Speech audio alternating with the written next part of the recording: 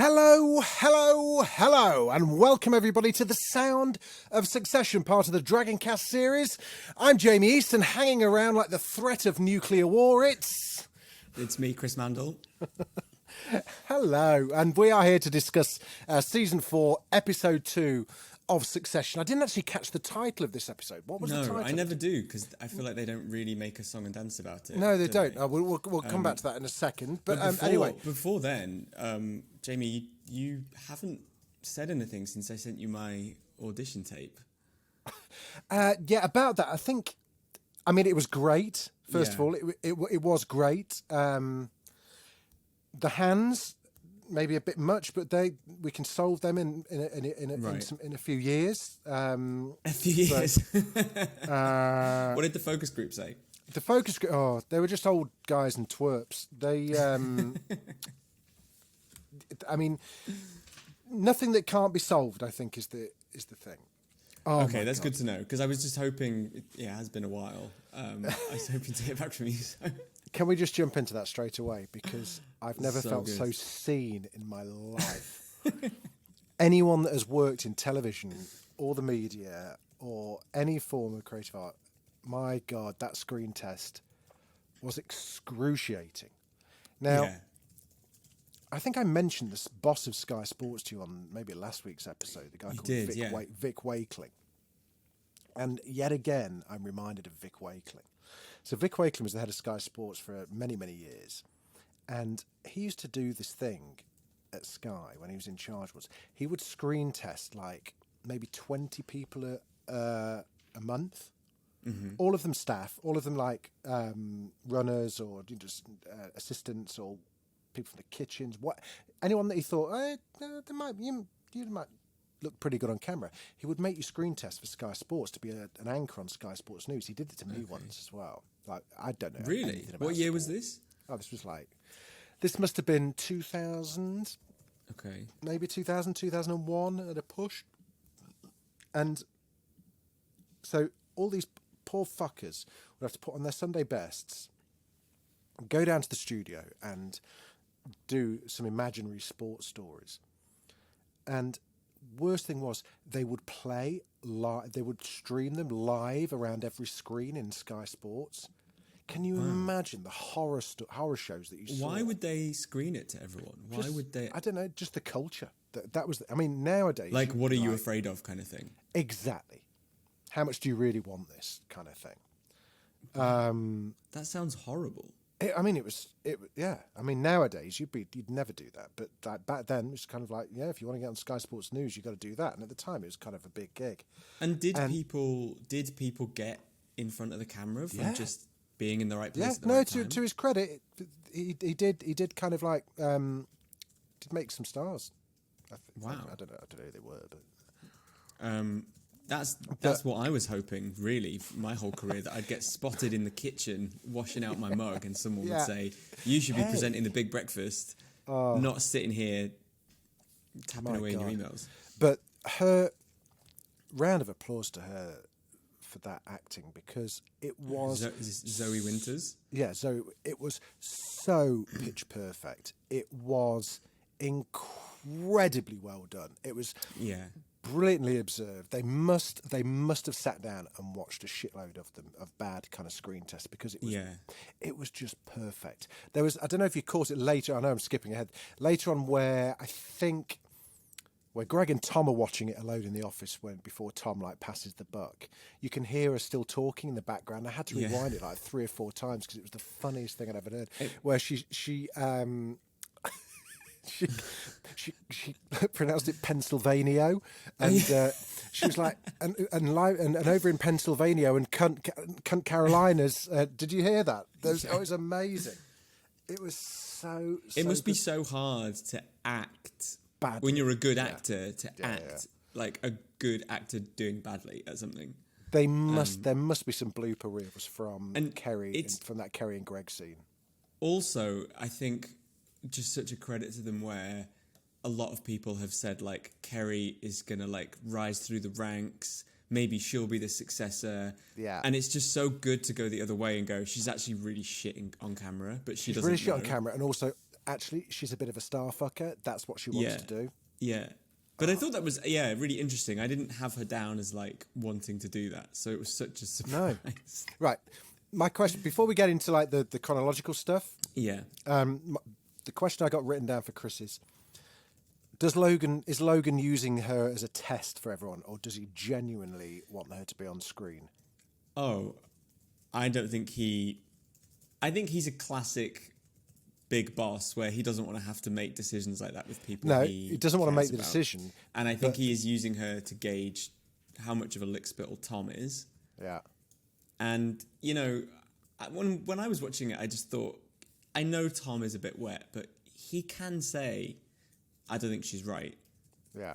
Or, I mean, he did kind of. Yeah, but look, Logan's also going around saying the air conditioning costs too much. Why have we got all this pizza? The easy out is saying we're not hiring anyone. Like, it is, there's this whole thing in this episode where he's walking around his kingdom surveying it, and it's like with his sunglasses on. Yeah, and he's kind of like, that guy's only sending one email, and like, look at this is we haven't even got somewhere for me to stand and do a really big speech. We have to step on some boxes. It's clear that the whole point is that like it's a lot smaller than it used to be. The glory days are over. So it's funny that he's sort of wrestling with like, oh, how do I say no? It's like, you don't need any newsreaders. I think, but I thought it was a test. I think he 100% knows exactly how bad she is, given the fact that in every episode, like multiple times, we've seen him slagging off newsreaders and people on screen. So there's no way that she would like slip under the radar, no matter how good she was at giving head. No matter how good she was in bed. Like, it's also like, I mean, I don't know how this works, but like, I'm sure when they staff news channels, it's like, okay, you can come in and do weekend coverage, or you can come in and do filler when. Oh God, you start off. Do you know what I mean? Like, you don't start on This Morning doing Dermot's job. Alison Hammond did. Where he is. Alison Hammond did. This is a good example though. She's slowly been working away ever since Big Brother season 2. True. None of us saw this. Rupert Murdoch. Yeah. Well, as far as we know. I mean, I'm going to say she probably hasn't, just to clarify, just in case Alison and her legal team are listening. We are not suggesting you have slept with Rupert Murdoch. I mean, you might have done. But yeah, I mean, I think she'd have killed him. Yeah, I didn't know that's what she wanted, and it's so interesting that your opinion of Kerry just changes. That like, oh, you're a bit naff. You're a bit of an opportunist, and there's something a little bit pathetic. It's quite basic, I think. Rather than be like, I want to be like a director at the company, it's like, I want to present the news. Yeah. And when she smiled during the story about the shooting or something, or the child that died, it was. It was amazing. Anyway. It reminds me of like there was Emily Maitlis before she was like the national treasure that she is now. Used to do the like shifts at Sky News when I was working on graphics in Sky News, and she's gone down. She's gone down in legend, because on one shift, I'm going to get in trouble for saying this, but it happened on live television. So. When you've got your earpieces in, and the director and the gallery are kind of talking to you, saying camera 2, cut into this, cut into that, and the map, cue graphics, all that kind of stuff. She's reading out a report, and all of a sudden goes, and now we're going to Justin. Justin, what can you tell us? Oh, sorry, Justin, we've got a report saying. It was amazing. So now they can't hire anyone there called Justin. It was amazing. In case that happens again. Well, the thing is, we had like a business correspondent whose name was Justin, so she thought we were just cutting to the city to go and speak to this guy called Justin, who was like a proper bow tie braces, kind of like the foxes dancing. Oh, it was amazing. Anyway, look, my goodness me, I digress. Let's rewind. What a fucking episode! How they fitted so much into this episode, I have no idea, because it felt really luxurious. I felt like I was bathing in Succession, because it was just like, oh my god, it's still going, and it's all killer. It was a full hour, 58 minutes. Yeah, they're not normally. Last week was 45, I think. So whose episode was it? Do you think? Who are you giving man of the match? Who are you giving character of the match to? Well, I want to say Connor. because Alan Ruck was amazing in this episode. But I feel like next episode could be a Connor episode because it's clearly the wedding, right? The wedding is the next day. Is the wedding even going to happen? What, you cannot pass up that opportunity to do a Connor and Willa wedding. So I kind of want to say him because I think he's always been on a Greg sort of tier of like the kick him when he's down, like the joke. But there's real, like, I thought there was real pathos, like into this speech where he's like, my superpower is that I don't need love, so this means nothing to me. It was just heartbreaking. Yeah, it was brutal and heartbreaking. And just shows actually he hasn't spent the past 3 seasons kind of like just like being a bit dumb and taking a shoeing, not really getting the joke. He got every quip, he got every kind of dig, and just chose to deflect, to go into self-preservation mode. It really makes you reconsider just how much he has withstood in 3 plus seasons at this point, and that it's just, I just really feel for him, and even though he's sort of awful as well. Interestingly, Kieran Culkin did a big interview with Esquire, and he was asked to rank the Roys or the family, and he put Connor at the very bottom. He said he's the worst of them because he essentially bought a person, and that is beyond what in that, like, paying a sex worker to be his friend, wife, and first lady. And I thought that was really interesting because I think Connor is I don't think Connor's a bad person. The most emotionally damaged alongside Roman, but also the relationship with Willa. I mean, this episode, it was clearly on the skids, right? Like, it's not good. She left her own rehearsal dinner because she said with all her mates still holding a glass of wine. Everything's just very vivid at the moment. It's just like, it's a beautiful line. But she also was, she was in bed at the end. Like, she comes back, and I think there's something about their relationship that is purely transactional. Yeah. There's also something there that he has something with her that no one else has in that family, which is someone to, like, be there for you at the end of the night. And and I think they both. I think they're both kind of. There was a grenade was dropped in the rehearsal, and Connor spent all his time kind of like tracking her on his phone.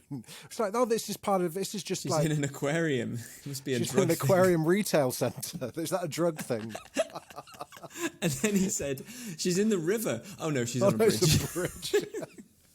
But it was the way that he was kind of like, this is just standard software. I think it comes built in. I think it comes pre-installed. And Shiv's like, no, it doesn't.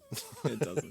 But she's had a wobble, not for the first time. But he had a wobble too. I think they both went their separate ways and reconvened at the end of the episode and went, you know what? I've got it. I've expunged. I've got it off my chest. I've said it out loud. Let's just do this thing. I think that's what the message was. So I think he was the MVP because I just thought it just went further than it has so far, and I just loved that every now and then they do this thing with the camera where that you think there's 3 of them there, and then they go, oh no, Connor's still here. Exactly. Because they realize in this episode they're having their whole private conversation, Shiv, Ken, and Roman, and then they realize that Connor is a board member and he can actually help their cause. Yes, exactly, and they need him, and he actually, he behaved quite businesslike. He did the right thing, and he kind of like proved that he does have a say and does have an opinion. He just wants his money. He just wants his money, the same as the rest of them. Let's talk about the business side of things, because it was quite confusing for me that there was a lot of kind of like personal relationship stuff kind of getting aired, but the kind of heartbeat throughout the whole episode was the Matheson deal. We're now 24 hours before them, or on the eve of the Matheson deal being signed. Right. And from out of nowhere, really, comes this kind of like, oh, actually, fuck it, let's just ask for more money. Where do you think it stemmed from? Because I think it's from the Tom divorce lawyer thing. Shiv just like saw absolute red, and no one looks more. I love Shiv's pissed off face. Yeah. Well, we saw her initiate. She gets the call from Sandy, or she calls Sandy, goes out. That's what I mean. She calls Sandy out the blue, and I don't really understand where the crux of the whole angle came from. Yeah. Because we see the episode opens with Tom, it being revealed that Tom has got all the divorce lawyers in New York, all the bulldogs, Shiv calls which them. Is what, which is the second time that Logan's done that in this series, right? Didn't he do it with... Yeah, we were talking about this morning. It's I can't remember if it had been in succession before. I think it has. Yeah, it has, definitely. It was with Kendall. It was when Kendall was trying to extrapolate himself. What was his wife? Raya? I don't think it was a marriage. I don't think it was a marriage thing. It was. It was when Kendall went to the lawyer last season. Yes, exactly. And she said, "Yeah, that was it." So it's a Logan. It's obviously a well-established kind of billionaire's trick. One that I'll remember next time I have a border dispute with my neighbour. Yeah, this is, and it's a bit of a trope at this point. I have a feeling it was in Fleischman is in Trouble as well.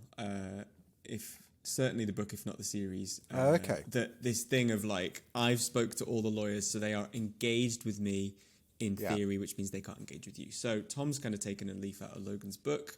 Logan advised him to do that, as we find out at the end of the episode. And yeah, that might be the spark that made Shiv think, actually, why am I doing this deal? Because what we see at the start of the episode is the three rebels watching PGM, which is Pierce's sort of news channel, and they're sort of shooting the shit on how they could improve it. Dookie, massive stinky dog Dookie. One guy's too bold, talking about NATO.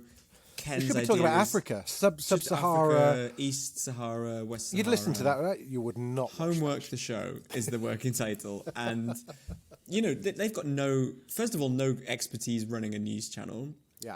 It's not about what you think; it's about what works. It's about whether you've got Fox or CNN or even Sky News.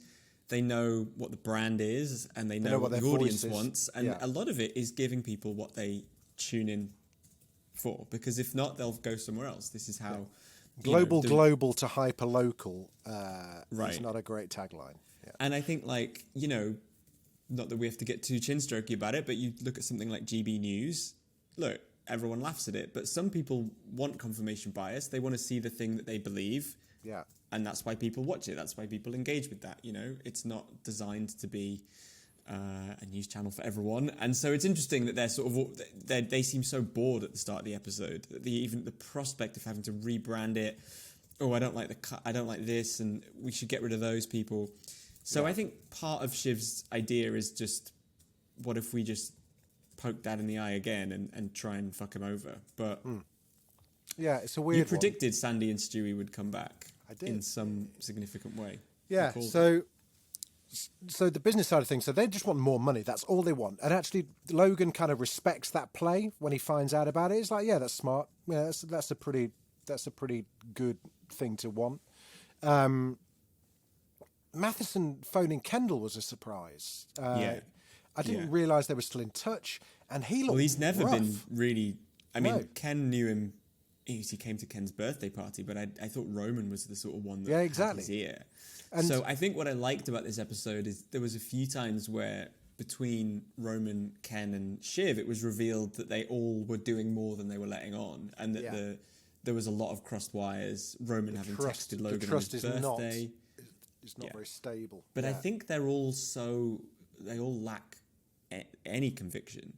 The slightest hint of anything, any turbulence, is enough for them to go, they found out that Roman said, "Happy birthday, Dad, take care, Roman." And Shiv said, "We're going to have to look through your whole phone." Like, what?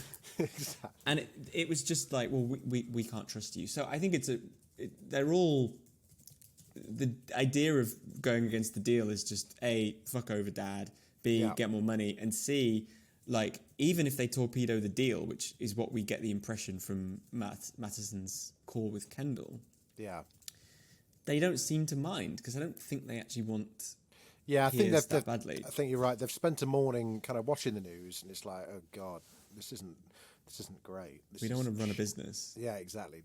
We don't want to have to do what Logan does, which is how much he's spending on air conditioning. Well, that was the message, wasn't it? Vision. That was the striking difference, was that we got the sense that, Logan getting the taste for the newsroom back, walking around. As much as it was a comedic kind of like play, it's like Jaws if everybody worked for Jaws thing. It was to show that it's in his blood, and the kids have no idea what they want or even how to get it. No. Before we move on, Matheson looked rough. Yeah. I don't know whether that was something we were supposed to pick up on, but he was just like, he looked like he put on a bit of weight. He was just like eating bags of Swedish fish and drinking bottles of Pepsi. Just a really gross looking vest. He looked like he'd worn that vest like 2, maybe more days. Yeah. He did not look in a great place, and I don't know whether was something we were supposed to pick up on. Okay, listen, we've established at this point I'm not a billionaire, okay? We know this. We know this to be true, right? Okay. I don't want to speak to how they... Well, look, I've got a bit of money in my ISA. We'll see how there will be signs. Yeah. Do you FaceTime someone? Do they FaceTime people out of the? Why would you just FaceTime someone at like midnight? You'd phone first and go, "Can I FaceTime you?" Like you just would not. I would not FaceTime a single person just off the bat. Off the bat, no, because no, you wouldn't, would you? I might do, but I wouldn't expect. I certainly wouldn't expect them to pick up because it's kind of like fuck off. Yeah. Well, yeah, it's just weird because like, also Ken, that kind of explained to me why Ken had to go all the way to like a subway entrance. But I was like, is he on 5G? Wouldn't he have been on the? I honestly just watched it thinking that is so unrealistic. That would happen. Yeah, but I think it may be a business thing because in real life, IRL, people just don't phone people up willy-nilly anyway. Yeah. You text first, you message a couple of times ago. Maybe it's a way to get his attention because it's like, you can't do this, you can't take this call in front of your siblings. Yeah, it's true. Yeah, so it's maybe a bit of a power move. But yeah, so he does look a bit rough. He seems irritated by how long it's taking because Logan said, they've broken up Waystar and he's acquiring... most of it, but not ATN, the news network. And there was some couple of stray comments in the episode that it was irritating him at how long it was taking. Yeah. Well, I think it all led to the fact, I think I did, and I think we're meant to believe that actually he will walk, and I believe him when he says that. I think that was the whole point of this episode, was that like,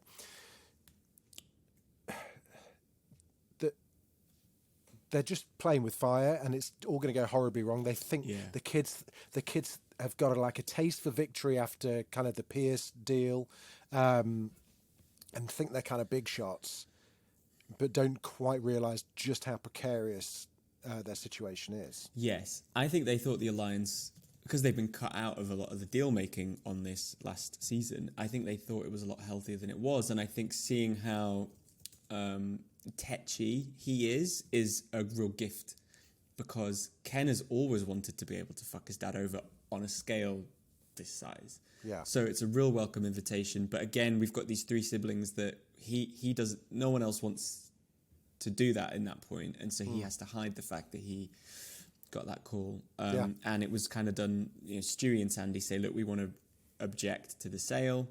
Matheson says, "If you push this, I will walk." And it sets everything up to be all... I mean, it's got to blow up, right? Yeah, I mean, it feels like a bit of a mid-season finale already, and it's only going to be kind of episode 3, which feels pretty incredible. I did really enjoy his newsroom speech. I thought it showed how good a leader he is. The kind of... the difference between Tom's kind of like, hey guys, 3% year on year, but whereas he got up and he bollocked people. His first thing was like 40% on cost though. What's 15 into 40, son? That kind of. But then immediately, kind of like within 20 seconds, we're fucking pirates. Yeah, and like everyone's like, oh my god, yeah. Even the guy that he yelled at and embarrassed was cheering at the end. Even there went over it. Do you know what? The thing I got from that was he reminds me of Robert Baratheon from Game of Thrones. This proper come into battle with me. Rabble rousing. Do you know what is also interesting, just for any media kind of fans listening to the podcast, is that when Murdoch bought the Wall Street Journal in 2007, he went and did exactly the same thing. He stood on some boxes and gave a speech to the employees. How much do you reckon, just in case you are a guessing man. How much do you reckon he bought the Wall Street Journal for in 2000? Oh, God. Well, it's either going to be like $1 or $1 billion, isn't it? It's $5 billion. So half of what the siblings are trying to buy PGN for. Wow. Fucking hell. Yeah, $5 billion. A lot of money. I think that's very interesting, just as a sort of as a real life parallel to what is happening on the show. I've been in a room when Rupert Murdoch's done his sweeping, like walking around thing. I have been that guy sending one email, and it ain't fun. It's horrible. Did you feel seen? I felt it made me feel a little bit sick. Did you see one guy like had Twitter on his desktop and like minimized it when Logan walked past? I thought that was I didn't see that. Yeah, this is what you could just see, like the Twitter homepage, and he's just beautiful. I love those details. Those newsrooms, I hate them. Like those big open newsrooms. I had an interview many years ago at the Telegraph. Yeah, and for a job, I was the next Bryony Wilson, mate. Could have been the next Neil McCormack. I was for a job I was vastly underqualified for. Wait, let me say. And I went in, and it was like, it was just mortifying. Everyone just working in the middle within plain sight. Yeah. Yeah. What were you laughing at? What were you going to say? I was just laughing at Twitter and Neil McCormack. Do you remember the? I don't know if I should tell this story. Go on. I'll tell the story, and then you tell me if I should edit it out. Okay. Back in the days when no one knew how to work Twitter properly, do you remember when everyone would type like send tweet or? Yeah. Neil McCormack thought he was texting his wife, but was accidentally tweeting about his anal pains.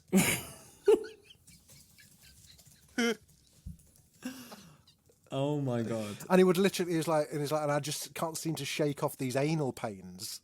And everyone was like, what? I was like, fucking hell, it's amazing. He blocked me because I was just laughing so much. Did anyone screen grab it? I'm almost certain that in fact, I know we've got a mutual friend who would have absolutely screen grabbed that. Oh my God, we do. I'll text him later. It's a bit like when Moira Stewart got Twitter and she sent 3 tweets. The first one was Moira Stewart. The second one was, is new to Twitter and is confused. The third one was Moira Stewart, and then she deleted it. It's just great, isn't it? It's just fucking great. So, loved that. It's a bit like, that's what probably my sons look at my TikTok and go, oh my God, yeah. But I thought, yeah, you're right. The scene at the newsroom was interesting. It also just feels like the last days of Rome, right? Like, he's trying to do this rabble-rousing speech, and you know, it's a different era. Like, people are wearing quarter-zip sweatshirts. They're wearing trainers. Like, Sid is nowhere to be seen because Tom threw her under the bus. With her massive hands. Yeah. Yeah. But Tom said, you know, she doesn't stay late during opera season. Oh, God, that was great. But she was there, though. She did turn up. But, you know, just like Tom, when she found out he was coming in, he turned the car around. And, yeah, it was...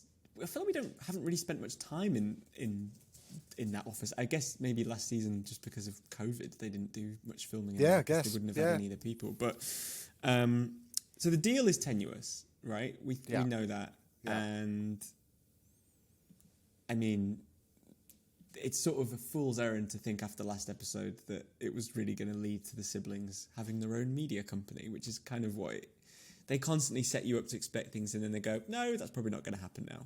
Yeah. It's leading up for a massive fall. Big shout out to my favourite moment of the whole episode was Hugo's laptop. Oh my God!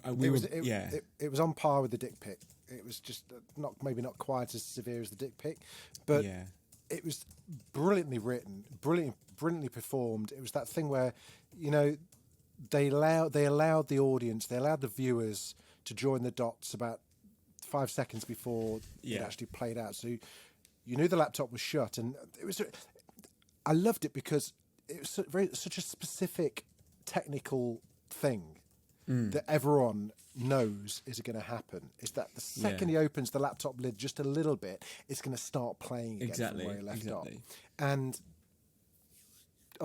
it was just. But I mean, I obviously as an armchair critic, I thought first thing you do when he comes in the room is you hit mute.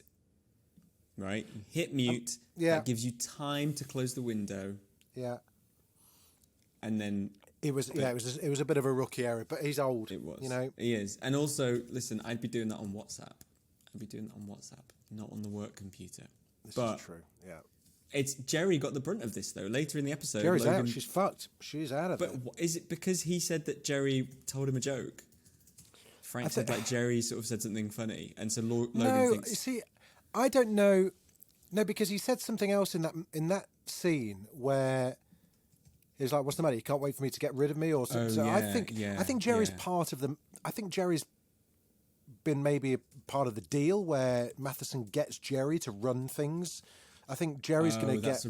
Like she'll be like chief operating. Yeah, I think she's going to stay with and look after whatever properties Matheson gets. I think that's what. I think you're right. So she's kind of like. But also, the Greek chorus, as I call the kind of lackeys that the executives, Frank, Carl. Yeah. Whatever. Every episode, their stock goes up and down. It's sort of like just the way it is at this place, right? One day you're called a fucking cunt. The next day you're in the inner circle. So I think you're completely right. I also think, hey, tomorrow he'll probably like, get me Jerry, like get her in the room kind of thing. But yeah, she's clearly, I think he's feeling very paranoid. I think he's not sure who he can trust. Well, he's standing over the precipice, isn't he? Like looking at a brave new dawn where he's got this fucking newsroom that's costing him a fortune. Mm-hmm. He's not gonna have Jerry anymore, who's always been like his like. Instead, he's got Kerry, who he now I think realizes is just a bit of a star fucker and just wants to be on telly. You know, he's kind of like got it. So he's like, well, who are my people? Which is why we end up right at the end with him calling Roman. But before we get to that bit. We have like the amazing kind of like bonding of the kids where Connor just wants to go to karaoke because he's never been to a karaoke bar before and he's seen it in the films. But before that, he wants to go to a bar where people have sweat on their hands and blood in their hair. And it was just like, it was beautiful. It was just... I loved how out of place they looked in the bar. Just trying to order drinks. They didn't even know how to order from a bar. And he said... Nothing pretentious, just a wheat beer. Yeah, no, not Hogarden. That was it. What normal people drink? Just a wheat beer, but not Hogarden. It's and just like... there's a bit of background where Shiv's like, a glass of house red. Do I dare? But they just look. Even Kendall, who's in his incognito paramilitary get up, with his neutrals and his baseball cap. Even he just looked so out of place. And because they just cannot mingle with normal people. No. Even the karaoke bar that they ended up going to that's not Lucky Voice. Oh, it looked plush, where is that didn't karaoke bar? It was like something out of Blade Runner. It looked like something out of I thought in like Japan. Yeah. There's tasteful mood lighting and stuff. Can we talk about Kendall's Connor's song of choice? Leonard Cohen? No, I thought it was Desperado by the Eagles, wasn't it? I don't know. I didn't recognise it. I just well, thought that's what he asked for at the beginning, wasn't it? I don't know if that's what he sang. I thought that's what Roman asked for Desperado. Oh, hang on a second. Let me have a look. Hang on a second. No, you were right. It was. Sorry, I beg your pardon. It was Leonard Cohen's famous Blue Raincoat. I've never heard of that song. I was expecting, when I sort of saw they were going to karaoke, I was expecting a completely different sort of scene. I was expecting something a bit more upbeat. Yeah, I was expecting a bit of Lizzo or something like that. Mark Ronson or something, like Uptown Funk or something. Yeah, that would still be on brand for Connor. But this is the thing, though, right? Like, none of them will listen to music. No, precisely. So they go to this bar, and it is, they go to a private room, beautiful. There's loads of champagne, and they are all just so depressed, like sitting around. And then, they get the call that Dad's on the way. Karaoke isn't something that it's the whole thing of they don't know how to have fun like normal people. That's what I got from those. It's kind of like, come on, let's just go to this normal bar. Let's just go to normal karaoke. And it's just like they're just sat there going, fucking hell, fire. This is just like, what is this thing? This is how do you do this? It's like they just could not function. And especially the person who was having the least amount of fun was Connor, and it was his idea. I think it's like there's such performative what do regular people do, that they're like, this is what you do at karaoke, you sing a sad song, and it's just not fun for any of them, you know? Yeah. And yet they've probably spent a fortune getting the room, they've spent thousands of pounds on champagne, and they're just like numb to it. They may as well not. Yeah, I'm just reading the lyrics to the Leonard Cohen song that he sang. There's a line in there. And what can I tell you, my brother, my killer? What can I possibly say? I guess that I miss you. I guess I forgive you. I'm glad you stood in my way. Which is quite an interesting thing. Yeah, I wonder if there was any other songs that they considered when they were writing that scene. Well, if we ever got a member of the cast or Jesse Armstrong on the podcast, HBO, Premiere, Sky, hello, come on, we could ask. Let's talk about the big scene, because we haven't seen the 5 of them together for a long time. I don't even really think we saw them all together at the wedding last Maybe season. The last time, were they all on the boat? Were they all at maybe Kendall's birthday party? Were they all there then? No, Logan wasn't there, was he? Logan wasn't. I don't know when they were all together, but it was big, you know. It must have been the boat. It must have been the boat. It was, just... So the thing I think is interesting, do you think... Earlier in the episode, Logan cancels the helicopter. He revokes their access to the helicopter. That's so right, yeah. Just to be spiteful. That he does something to give him something light to apologise for. Because that's the first thing. That's his first thing. Is that, sorry about that. That was wrong. Oh, so you think it was all just like a premeditated thing? It's like a slight, and it's an easy thing. It's an easy thing to say sorry for. Yeah, I'd not thought of that, but yeah, that sounds like it. You know, it could be. I mean, this all boils down to whether or not we believe Logan's contrition in this scene. Do you believe it? That's a good question. I think he is sorry, but I don't think he's capable of processing how much damage he's caused his kids. That's kind of my view of it. That like he has had an awful influence on their lives. I don't think it's massively intentional. It's interesting that Shiv could only pick out something that happened today, though, for her. Like with Romans, it was like you beat him as a child. You've ignored Connor his whole life. Yeah. Well, I think Shiv's been treated relatively well, but she has been treated she's like always all been the other women, the which girl, are quite perfunctory compared to the men. And inconsequential. She's been out of his orbit as an adult. You know, she worked in politics and sort of campaign work. So she's got less... I thought all of this was really interesting as it came to, like, which of them can separate their professional grievances with their familial grievances. Yeah. Shiv's got a lot less in that camp because she hasn't worked with Logan that much. It's always about what she's been denied, and it's about a lack of something. Yeah. Whereas for Roman, we know he was beaten. We also know Logan was beaten a lot. There was scars on his back in a shot very early on. And I do think, like, something that I was thinking about when I rewatched the first episode of the season, so after we recorded last week, I watched it again with Rob. You know, like, it does get to the point on the final season where you're sort of like, okay, what is this about? Like, what's the show about? Obviously, it's about rich people. It's about being super wealthy is awful. But, like, I think shows can get quite existential near the end because they're sort of going like, well, what was it all about? Yeah, it's the creators going, this is what my vision was. You know?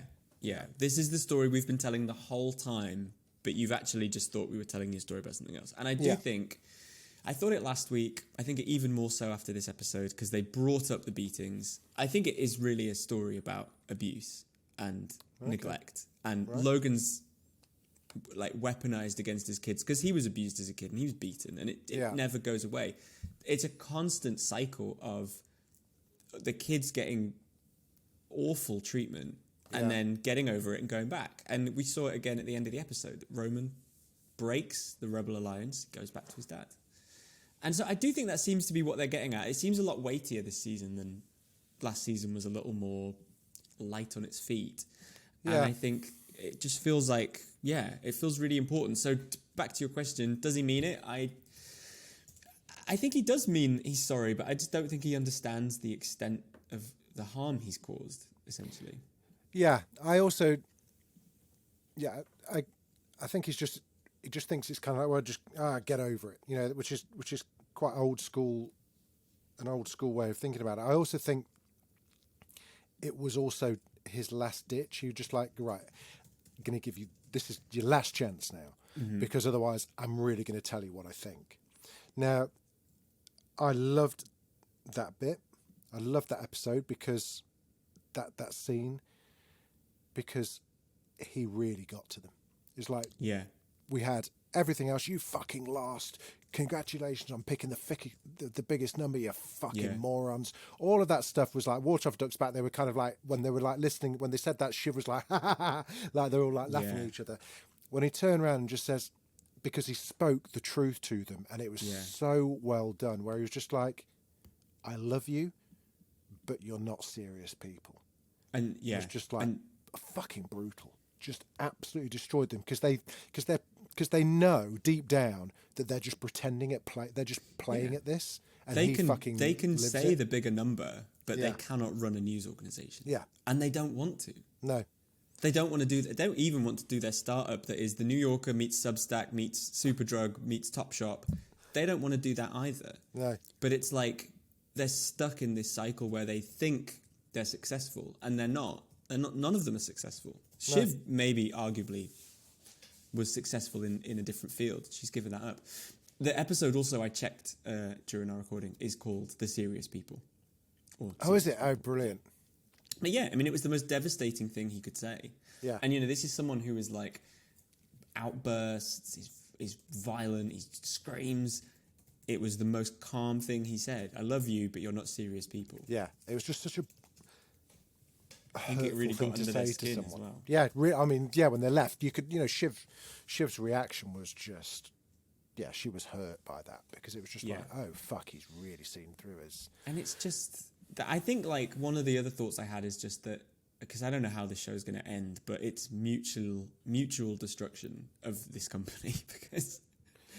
Well, that's what I was going to ask next, is like, okay, at the end of season 1 we had our theories. At the end of episode 1 we had our theories. What about now? What do you think is going to happen? I think they fuck up Waystar to try and get back at their dad, and none of them are left with a great deal at all. They'll be left with something. Well, but it will completely break apart. Yeah, I think I mean, I can't see it ending any other way, really. I think the Matheson deal's doomed. I cannot see a way that goes. Maybe Roman goes with Matheson. But whatever. I mean, the three of them as a unit are now toast, because Roman will be unveiled as being a Waystar guy very early on in the next episode. Hang on a sec. That means the Matheson deal will go ahead. Yeah. Because Roman... Until it doesn't, right? It's just so hard to say. I feel like the day-to-day of the business stuff... But Roman's vote is that Roman has the casting vote. Oh, because they have a revolt if they have the revolt vote. clause, right, with all of them did it. Yeah. But I think without... So they had Stewie, they had Sandy. 4 kids, that's 6. Shiv and Kendall and Roman. I think that was the trigger clause. But without Roman, I think probably don't. Because I think boards have 12, don't they? So you need 6 for. You can have as many people on the board as you want. Oh, can you? Yeah. Yeah. You're right. That is gonna.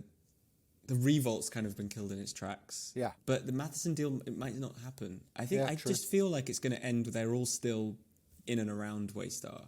I don't think anyone's going anywhere. But I think what they have fought for is just like, is diminished. But it's going to be great. All of that, and a wedding that Logan really doesn't care about. That he's not going to be there for, which is such a fuck you. Well, it's in New York, isn't it? The wedding. I think it's one of those things where it's just like, I'm just going to go off for an hour. I'll be back in an hour. Yeah. Well, even at Logan's ex-wife's wedding, the season 3 finale, it was like, is he going to be here? we have to start without him, because he was busy doing deals. And he somehow managed to have that kind of like, activity centre, like the business suite built in that, like that 50 villa. laptops set up. Yeah. Amazing! I can't wait. It's. I'm really enjoying it. It's great. It's really not messing up, is it? It's just barreling ahead. I also thought Kieran Culkin was great. He's the most susceptible, I think, in this to Logan, and I think he was won back quite effectively. Yeah. It's just all cylinders, isn't it? It's just so much fun to watch. Yeah, I can't. And the fact that no one really knows what's going to happen or has any clue as to which way it's going, it just makes it all the best, all the better. Let us know what you think, everybody. We're a quarter of the way through. No, a fifth of the way through. 10 episodes this season. What are your theories? Have we missed out on anything? What's your favourite bits? Has there been someone closing a Twitter page on a web screen that we missed? I love all those little details. Yeah, if anyone has any Easter eggs, any details, any theories, because I do think, like when I did the second watch last week, I picked up on so much more. Yeah. And we were saying just the other day that like there is not a line of dialogue wasted, and so sometimes I'm a bit like, oh, I didn't quite catch that, or I didn't kind of. So if people listening do sort of pick up on stuff, please let us know, because we, just want to hear as much as we can. And if you're listening, HBO, release the full version of Kerry's audition, please, on social media, because that would be fucking amazing. The whole unadulterated thing would be pretty amazing to watch. Get in touch at Dragoncast_pod or email us, dragoncast@daftdoris.com. We'll be back next week for another Sound of Succession for season 4, episode 3, which I'm very much looking forward to. You're also going to get your Dragoncast episode tomorrow, which will be season 6, episode 10, The Winds of Winter. And we are, I promise, eventually going to get around to doing the OA final 2 episodes. Yes, we can confirm that I finished it this week. Sent Jamie the most deranged voice note I think he's ever received from me. It was great. But more of that. Don't reveal any more on that. We will get to the OA this week as well. Fingers crossed. Right. But listen, thanks very much for listening. We've had loads of emails and stuff. We'll talk about all the emails that you've very kindly sent in, or the tweets that you kindly sent in on the Dragoncast episode. Just to look at that, teasing ahead. Until then, what can we use? What was a quote? I don't like ending with "fuck off." I think it's a bit vulgar. Okay, I'll check you out. All right. Let's. How about we'll see you next week, you needy love sponges? How's that? I like it.